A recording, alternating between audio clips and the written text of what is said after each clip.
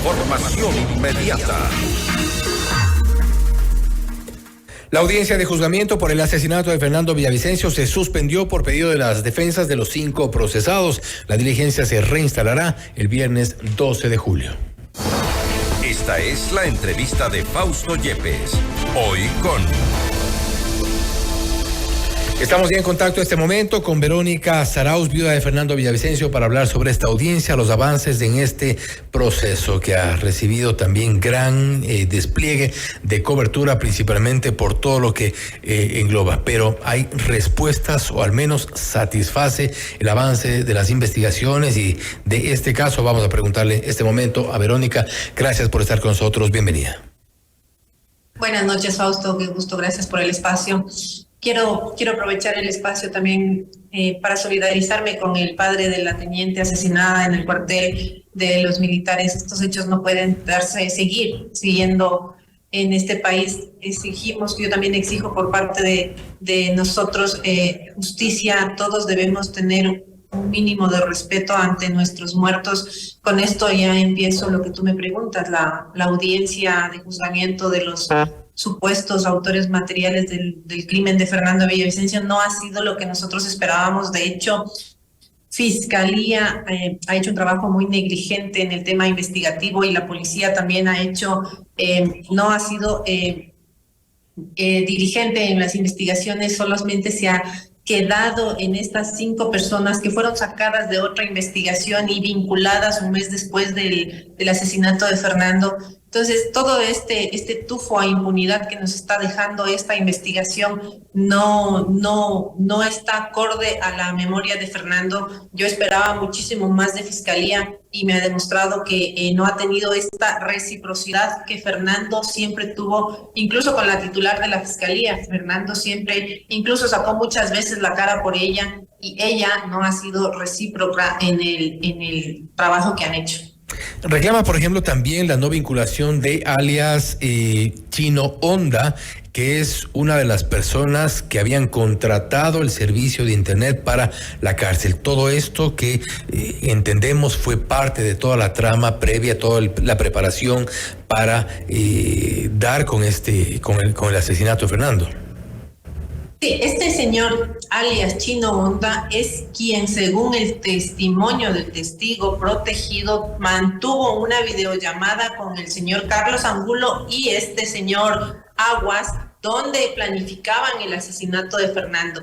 Quien contrató el servicio de la empresa Mega Speed para tener internet en el pabellón de máxima seguridad sin que las autoridades del SNAI tengan conocimiento de lo que sucede dentro de este pabellón, realmente llama bastante la atención. Y sobre todo, ¿por qué Fiscalía no ha vinculado a estas personas que se tomaron primero la representación de estudiantes, luego las personas que se prestaron para hacer la contratación utilizando cuentas de menores de edad, además, para estas transacciones? ¿Por qué Fiscalía no ha indagado más en estos temas y simplemente se limitó a los 5 procesados que además tienen investigaciones anteriores por microtráfico? ¿Qué pasa con la investigación? Todo este alboroto que hubo al principio del asesinato de Fernando, la ayuda del FBI que dijeron que iban a traer, y el FBI lo único que hizo fue vigilar que la policía haga un trabajo, pero resulta que el trabajo que hizo Fiscalía y Policía fue negligente, que estos son los resultados. De hecho, Fausto, las 41 pruebas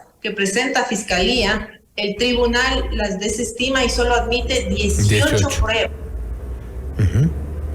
Ahora, y es importante también establecer, porque ahí el cuestionamiento que ustedes hacen radica principalmente en la actuación de la fiscal Ana Hidalgo. ¿Es deficiente, es negligente la actuación de la fiscal? ¿Cómo la califican ustedes? Por supuesto, negligente es poco lo que puedo decir. Lo que estos días de audiencia, la Fiscalía no ha podido sustentar fehacientemente cómo las personas que están siendo procesadas participaron en el asesinato de Fernando. Lo que sí espero es que el tribunal acoja estas 18 pruebas que han sido presentadas y sean sancionadas con todo el rigor de la ley estas 5 personas en el grado de su participación dentro del asesinato de Fernando. También, Fausto, hay que contarle al país que llama la atención el asesinato de los 7 sicarios, que Fiscalía no ha dado la importancia del caso. Por ejemplo, no se ha preguntado jamás qué guías penitenciarios participaron en el traslado de los sicarios de Pabellón para que sean asesinados. ¿Qué pasó con el director del SNAI, que se suponía fue privado de la libertad? Pero nada de eso se ha vinculado a este caso, porque dicen que se terminó la etapa de instrucción fiscal. Supongamos que eso es cierto, y que es cierto también lo que dice la Fiscalía, que tiene otra investigación que se está llevando de manera secreta. Y en este país, cuando las cosas se llevan secretamente, es porque realmente no existe la investigación. Ahora, sí es preocupante haber llegado a este punto cuando se esperaba, al menos, que con el inicio de este proceso, que incluso, como hemos mencionado, se ha dado con gran despliegue de cobertura por un lado y un despliegue importante de seguridad en los exteriores del complejo judicial en el norte de Quito, pero da un poco una sensación de que se sembraron muchas más expectativas de lo que realmente estamos viendo ahora. Uno de los datos que Verónica das es precisamente el hecho de que solo se aceptaron 18 de las 41 pruebas documentales presentadas por Fiscalía. Y esto da cuenta un poco de no solo el avance lento del proceso, sino quizás sin un norte. Fiscalía, después del testimonio anticipado, que tampoco ha sido un aporte enorme para la investigación de este proceso, porque si se escuchó, además ya fue hecho público el testimonio, que no nos da certeza, sino solamente habla de parte del correísmo, pero yo sí sé quiénes son esa parte del correísmo que estuvieron vinculados a la autoría intelectual del asesinato de Fernando, pero Fiscalía no ha podido determinar 8 meses después de este testimonio las relaciones que tienen estas personas, que incluso han salido de los casos Metástasis y Purga. No han podido vincular. Este es el único caso de asesinato donde no se formularon cargos contra autores intelectuales. Solamente Fiscalía se quedó en los autores materiales y el autor mediato. No había más. Me parece a mí absurdo de parte de Fiscalía que no se haya vinculado a más gente. Ellas dicen, se dan la respuesta de que se acabó la etapa de instrucción fiscal y que además el testimonio se dio cuando ya se terminaba. Mentira, el testimonio del testigo protegido se dio el 8 de octubre, todavía estaba vigente la instrucción fiscal, así que no necesitamos más pretextos. El país necesita conocer quiénes están involucrados en el asesinato de Fernando Villavicencio, porque este es un crimen político, donde participaron políticos, donde participaron sectores vinculados a negocios, donde lavan el dinero de los narcotraficantes que están vinculados también a este asesinato, y nada de eso se ha dicho ahora. Ahora lo que tenemos son 5 personas que van a ser sentenciadas el día 12 de julio, después de que se les escuche sus testimonios y lo que tengan que decirle al tribunal además. En estas condiciones, ¿usted tiene la expectativa, o al menos tiene la esperanza, de que al final se dé con quiénes, cuándo y cómo pagaron para matar a Fernando? Bueno, esto vamos a tener que tomarlo en nuestras manos. Vamos a presentar ya las denuncias debidas con las personas que nosotros creemos son los autores intelectuales y los materiales que dejó la Fiscalía de acusar, no sé por qué razones, pero también hay que poner ya nombres y apellidos a la cúpula de la policía que fue negligente en el cuidado y protección de Fernando. Hay que recordar que el ex comandante general de la policía, Fausto Salinas, dijo que tenía 3 anillos de seguridad el día del mitin político de Fernando donde fue asesinado. Mentira, los 3 anillos de seguridad fueron vulnerados por un muchacho de 18 años que se acercó a 1 metro de distancia y mató a Fernando Villavicencio. Esos son los anillos de seguridad que brinda la Policía Nacional ahora.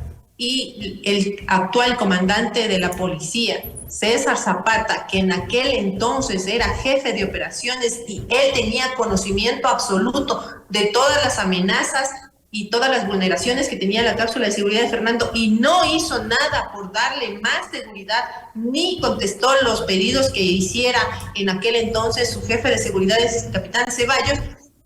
Todas estas personas tienen que enfrentar a la justicia y responder por sus acciones u omisiones también. Todavía, lamentablemente, mucho por conocer dentro de este caso y esperamos siempre que se dé con los responsables. Verónica, nuevamente, gracias por haber estado con nosotros. Vamos a seguir seguramente desde el próximo 12 de julio, que está previsto ya que se reinstale esta audiencia. Entendemos también que dará su testimonio. Sí, tengo derecho de víctima y por supuesto que voy a hablar al tribunal. ¿Qué es lo que va a informar allí? Bueno, lo iré pensando estos días, pero lo que se pide es justicia y celeridad en estos casos, ¿no? Porque han pasado 10 meses desde el asesinato de Fernando y recién ahora estamos empezando en este proceso que será largo y tortuoso para la familia, pero es algo que nosotros no vamos a dejar de pelear nunca por llegar a conocer los nombres de los autores intelectuales del crimen de Fernando Villavicencio. Que así sea y que se conozca. Verónica, nuevamente, gracias por haber estado con nosotros. Gracias a usted.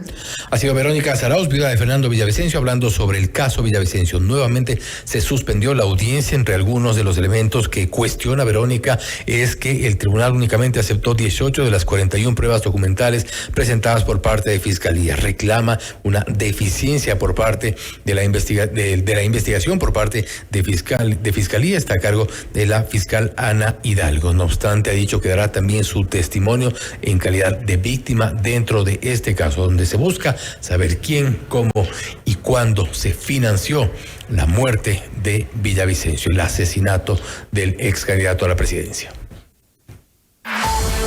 Usted está escuchando Noticias.